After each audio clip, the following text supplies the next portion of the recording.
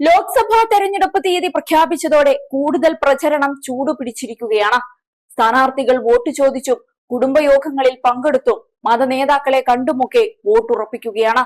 BJP 4 മണ്ഡലങ്ങളിൽ കൂടി സ്ഥാനാർത്ഥികളെ പ്രഖ്യാപിക്കുന്നതോടെ എല്ലാ മണ്ഡലങ്ങളിലും 3 പ്രബല മുന്നണികൾക്കും സ്ഥാനാർത്ഥികളാകും. ഇതിനിടയിൽ പുതിയ വെടി പൊട്ടിച്ചിരിക്കുകയാണ് കോൺഗ്രസ് നേതാവും തൃശൂർ സ്ഥാനാർത്ഥിയുമായ കെ മുരളീധരൻ. CPM-ഉം BJP-യും തമ്മിൽ അന്തർധാര സജീവമാണെന്നാണ് കെ മുരളീധരന്റെ ആരോപണം.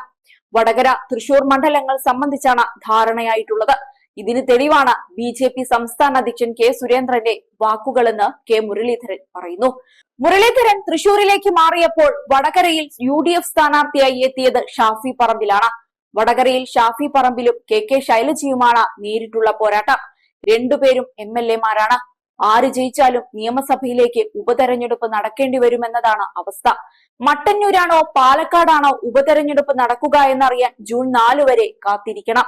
അതേസമയം പാലക്കാട് ഉപതെരഞ്ഞെടുപ്പ് നടക്കേണ്ടി വരില്ലെന്ന സുരേന്ദ്രന്റെ പ്രസ്താവനയാണ് കെ മുരളീധരൻ ആയുധമാക്കുന്നത്.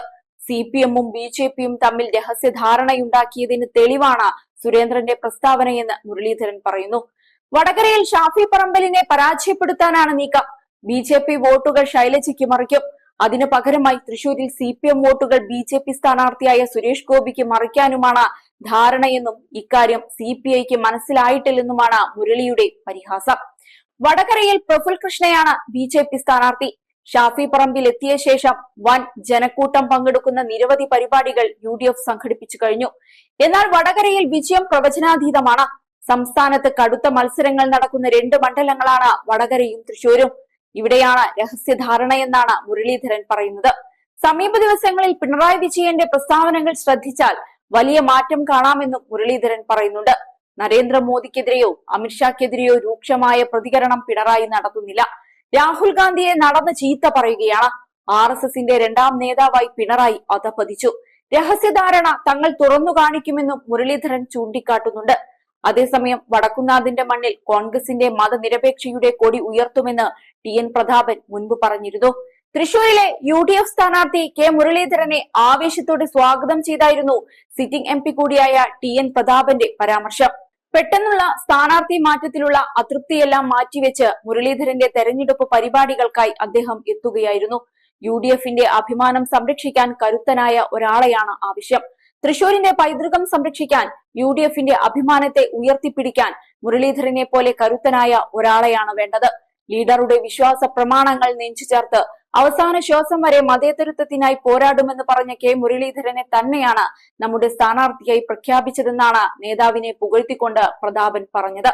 അതേസമയം കേന്ദ്ര തെരഞ്ഞെടുപ്പ് കമ്മീഷൻ ലോക്സഭാ തെരഞ്ഞെടുപ്പ് പ്രഖ്യാപിച്ചതോടെ പ്രചരണത്തിന് 10 മടങ്ങ് ശക്തിയോടെ രാഷ്ട്രീയ പാർട്ടികൾ ഉയർത്തെഴുന്നേറ്റു.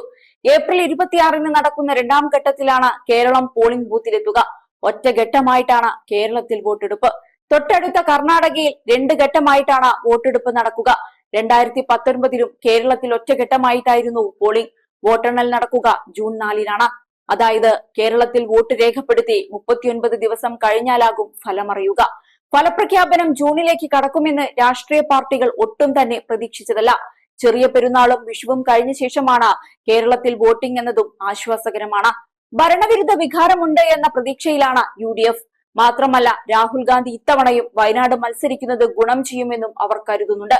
ഏറ്റവും ഒടുവിൽ കേന്ദ്ര സർക്കാർ CAA ചട്ടങ്ങൾ ഇറക്കിയതും കേരളത്തിൽ പ്രധാന പ്രചരണ ആയുധമാണ്.